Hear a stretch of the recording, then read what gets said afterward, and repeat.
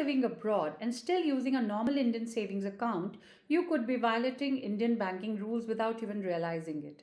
And this small oversight can lead to frozen accounts, tax issues, or your money getting stuck in India. Hello, I'm Shalini Kohli, a financial consultant with over 25 years of experience working with Indian and NRI families to help them secure, grow, and strengthen their wealth with clarity and compliance. Over the years, I've seen that many financial problems don't arise from bad investments. They arise from incorrect structure and lack of awareness. Today's video is meant to address one such critical area. In this video, I will explain the difference between a normal Indian savings account, NRO account, and NRE account, why the 182-day rule is crucial for NRIs, why updating bank details is investment is non-negotiable, and the risk NRI unknowingly carry when this is ignored. This is a purely educational and very important discussion. Under Indian regulations, if you stay outside India for 182 days or more in a financial year, you're treated as a non-resident Indian for banking and investment purpose. The moment this happens, your financial status changes, even if you haven't informed your bank yet. And this gap between reality and documentation is where the problem starts. A normal Indian savings account is meant only for residents of India. Once you become an NRI, you are not legally allowed to continue operating this account. It must be either converted into an NRO account or closed.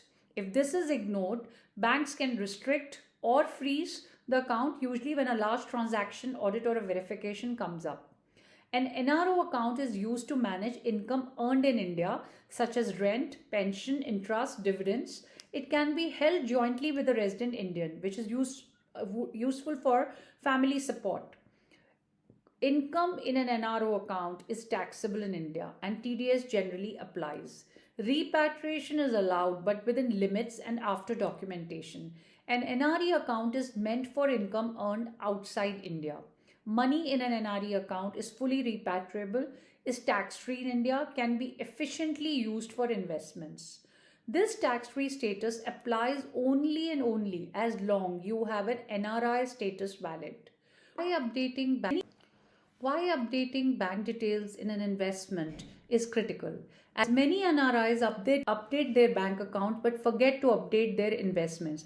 Majorly, this happens in mutual funds, insurance policies, or fixed deposits. They are still linked to the resident savings account. Issue arises later. This can lead to wrong tax treatment, delays or rejection of redemptions, compliance queries, problems at maturity or claim stage. The money is not lost, but it remains stuck. At this point, I would like to share an important part of how I support my customers. I'm associated with Axis Max Life Insurance, a company known for its strong financial foundation, transparent processes, and smooth digital customer journey.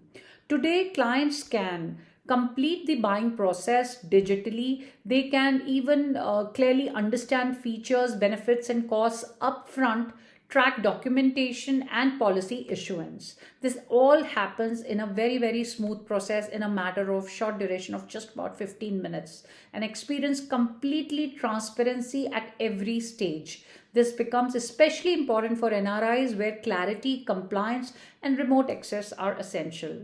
My role is not to push products but to guide families responsibly, ensuring solutions are based, they are compliant, they are aligned with long-term goals, and being associated with a strong institution like Axis Max Life allows me to combine experience, digital ease, transparency, and reliable post-sale support.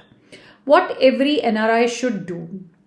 If you are an NRI or becoming one, it is very important that you review your bank accounts, align investments with your NRI status, ensure correct tax and repatriation structure.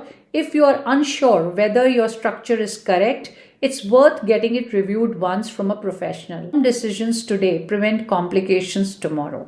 Thank you.